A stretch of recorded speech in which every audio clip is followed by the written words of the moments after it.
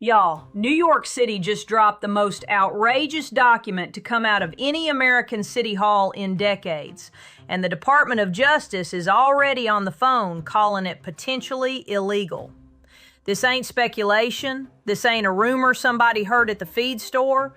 This is happening right now, today, and the people of New York City are the ones who are going to pay for it in ways that go way beyond their wallets. Let's get right into it.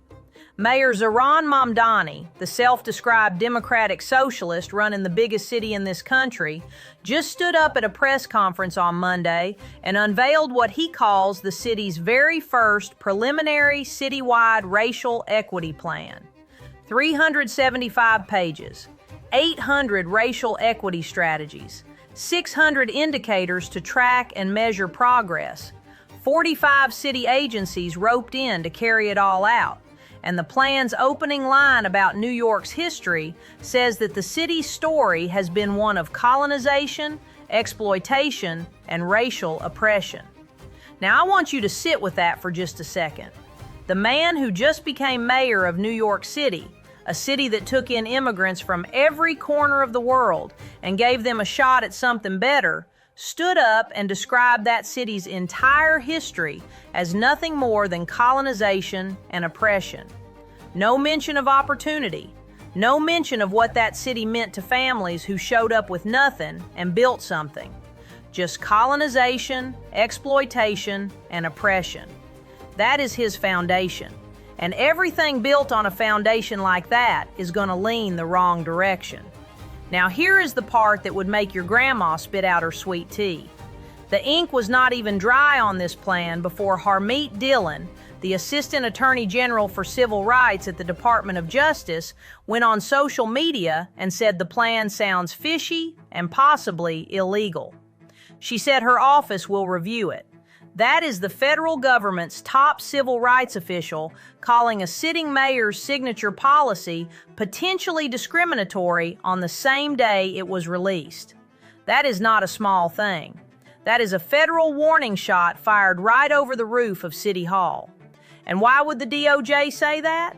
Because the plan is built on the explicit premise that every single policy decision, every dollar of spending, and every government program in New York City has to be run through a racial lens. The plan literally says it is designed to benefit Black and brown New Yorkers specifically. Now, if you or I walked into a job interview and said we were going to do our job specifically to benefit one racial group, we would be out the door before we finished the sentence. But in Mamdani's New York, that is called a government plan. And here is the kicker that really cooks your biscuit slow. New York City right now is staring down a $5.4 billion budget hole. That number is real. The city itself admits it. And what does Mamdani do in the middle of a $5.4 billion deficit? He increases the racial equity bureaucracy budget by 42%. 42. The Office of Racial Equity gets $5.6 million a year. The Commission on Racial Equity gets another $4.6 million.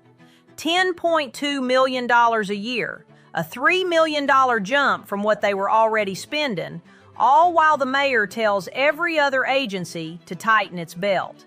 And on top of that, just weeks before this racial equity rollout, the administration also announced it is hiring 79 new staffers at a cost of around $10 million to support what one Democratic operative described as pet projects. One of those new positions pays up to $200,000 a year. Another pays up to $180,000. While the city is broke, while people are watching their rent eat half their paycheck, the mayor is out here building a bureaucracy of six-figure activists and calling it justice. Now let me talk about what this plan does not mention, because that tells you just as much as what it does. When 62% of New Yorkers cannot afford to live there by their own city's measurement, that is not primarily a racial crisis. That is a governance crisis. That is what happens when generation after generation of politicians tax the producers, regulate the builders, and then act shocked when housing gets scarce and expensive. You do not solve a governance failure by pointing at race. You solve it by governing better. But governing better is hard. It requires accountability.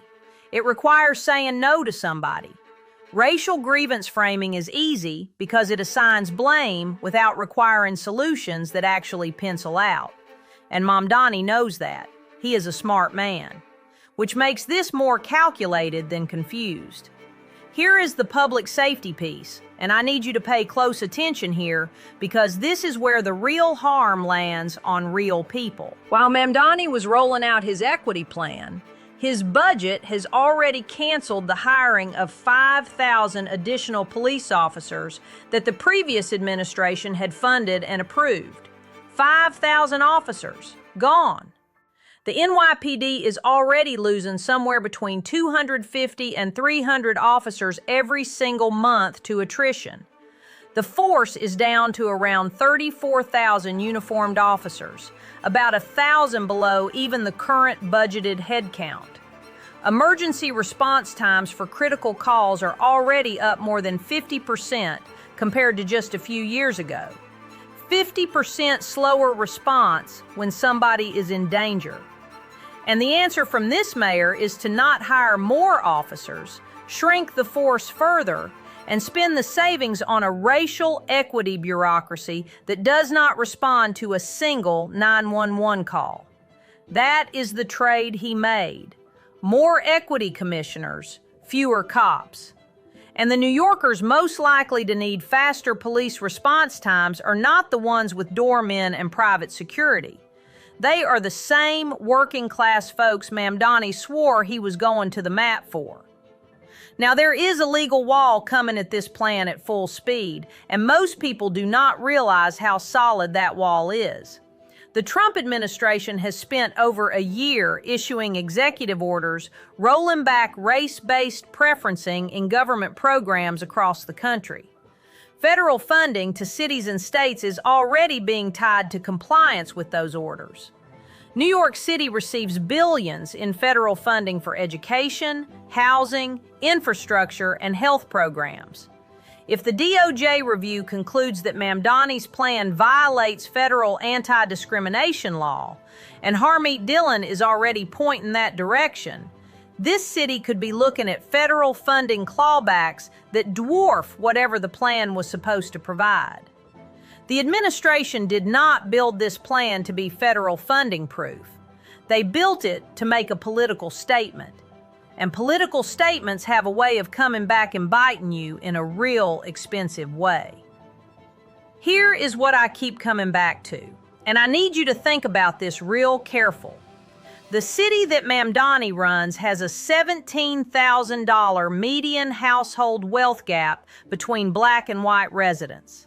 And he stood up and said the answer is a 375-page document spread across 45 agencies with 800 strategies and a new office full of six-figure commissioners to oversee it all. That is not a solution. That is a substitute for a solution. Real solutions to wealth gaps are built on safe neighborhoods, good schools, property ownership, and an economy where people can actually start and grow a business without being taxed and regulated into the ground before they ever turn their first profit.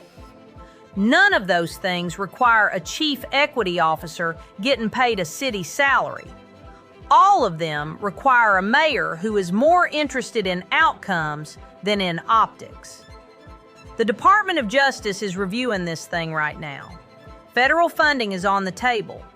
And the people of New York City are out here trying to figure out how to pay their rent in a place where 62 cents out of every dollar of real cost of living is not met. Mamdani handed Washington a 375-page target and called it progress. That dog is not going to hunt.